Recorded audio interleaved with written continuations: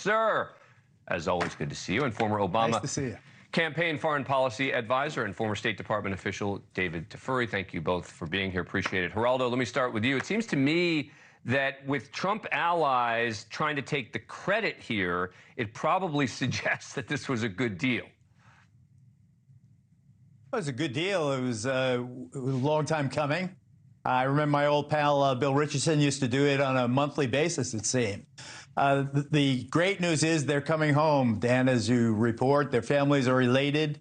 I don't care who takes credit between Biden and Trump. Doesn't faze me. What does, it seems to me, is that Putin really has now evolved, and you mentioned this scheme whereby he sends assassins abroad, killers abroad to take out political enemies, and then they get caught, they get sentenced to life in prison, and he guarantees them that, don't worry, a year or two or three later, I'm going to kidnap someone, do a prisoner exchange, and you're going to be home free, and you'll be a hero. And indeed, Putin welcomed the assassin, the guy who killed the Chechen rebel in Berlin. He welcomed him as a hero. They had a red carpet, the whole works.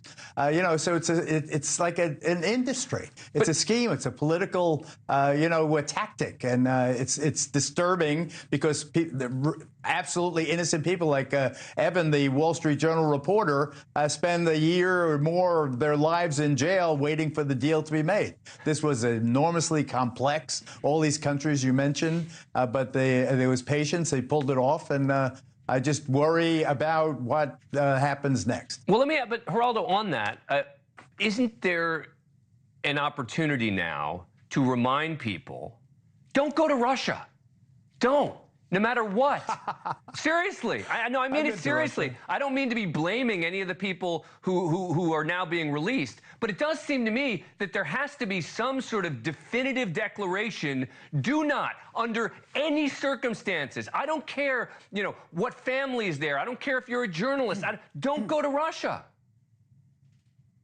Well, look, here's Brittney Griner. She's like a world-renowned basketball player. She's playing in an organized match in Russia, and they snab her because she has PCBs or whatever whatever the marijuana number is.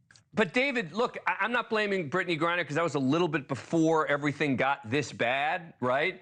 But there is an obligation to some degree for American citizens, even dual citizens, to say, if I go to Russia, there is a real risk something really bad could happen, no?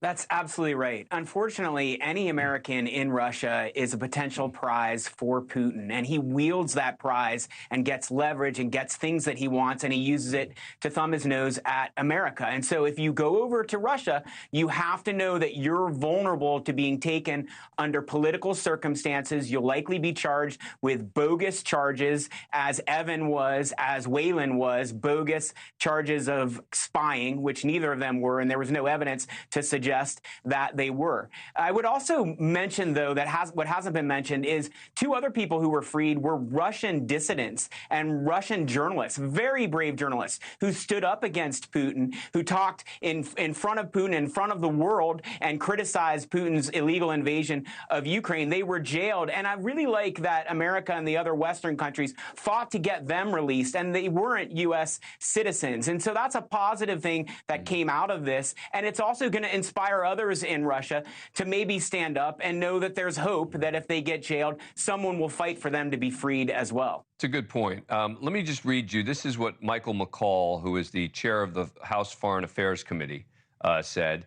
He said, continuing to trade innocent Americans for actual Russian criminals held in the U.S. and elsewhere sends a dangerous message to Putin that only encourages further hostage-taking by his regime.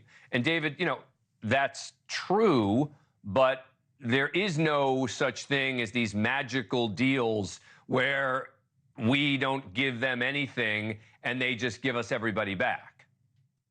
That's right. There's a lot to love and a lot to hate about this deal. And Congressman McCall is right. What we should hate about it is that it is empowering Putin and it is encouraging him to do this again. And he knows that he can use this leverage again in the future to get something else. Thanks for watching. Go to joinnn.com to find NewsNation on your screen. And don't forget to click the red subscribe button below to get more of NewsNation's fact-driven, unbiased coverage.